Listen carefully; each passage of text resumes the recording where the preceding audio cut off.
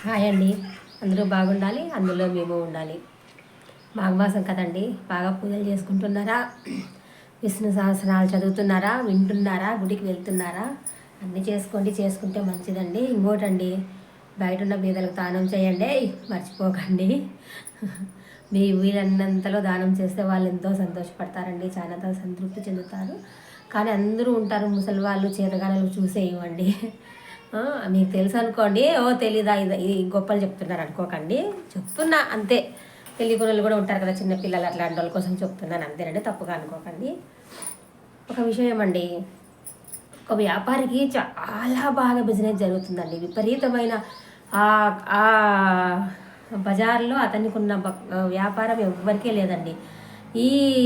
ఇంత బాగా జరుగుతుంటే అతనికి ఎంతమందిని కంట్రోల్ చేస్తాడండి.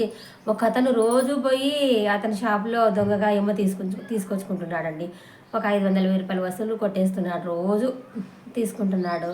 రోజు అనుకునేవాడంట, అలా ఆయన నన్ను చూడకూడదు, ఆయనకు ఎక్కువ జనాలు రాలా, నన్ను చూడుకోకుంటే నేను తీసుకొని వచ్చుకోవచ్చు అని దేవుడికి మొక్కొని పోయి తెచ్చుకుంటాడంట.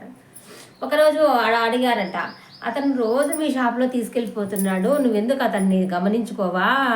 ఇంత వ్యాపారం చేసినప్పుడు నీకు గమనం ఉండాలి కదా అని అడిగితే అతను అన్నాడంట, పోనీలే అతను ఎంత తీసుకుంటున్నాడో, అతను రోజు దేవుడికి మొక్కుంటాడు, ఆ షాప్కి దండిగా కస్టమర్లు రావాలా, ఆ ఓనర్ నన్ను గమనించకూడదు అని మొక్కుంటున్నాడు. అతను మొక్కోవడం వల్లే నాకు కస్టమర్లు ఎక్కువ వస్తున్నారేమో, దానిదేముందండి, చెప్పలేము కదా అన్నాడంట. చూడండి ఎంత నిజాయితీ ఉంది కదా. ఇంకొక విషయం గురించి చెప్పుకుందాము, వినండి. ఒక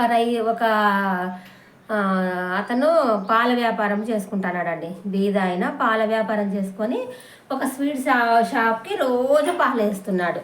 రోజు పాలేస్తుంటే బేకరీకి పాలేస్తున్నాడండి, రోజు బేకరీకి పాలేస్తుంటే ఒకరోజు అతను గమనించినాడు, పాలు తీసుకుంటాడు. అట్లా కొన్నాళ్ళు పోయిన తర్వాత చూస్తే 80% ఉన్నాయండి పాలు, లీటర్ లేవు, 3/4 లీటరే పాలు ఉన్నాయి.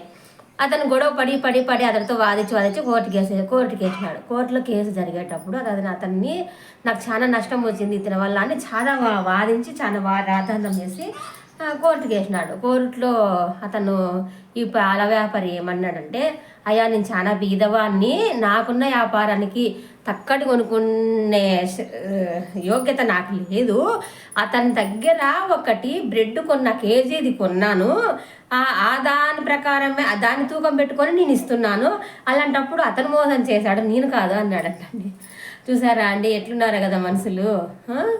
అది బ్రెడ్ తను చెప్పిన ప్రకారం లేకపోవడం వల్లే నా తప్పు అయిందండి, నా తప్పు లేదు అని చెప్పినాడండి. అప్పుడు కోర్టు అతడికి శిక్ష వేసిందండి. చూసారండి ఎలాంటి వాళ్ళు ఉన్నారో. ఓకే అండి, నమస్కారం అండి.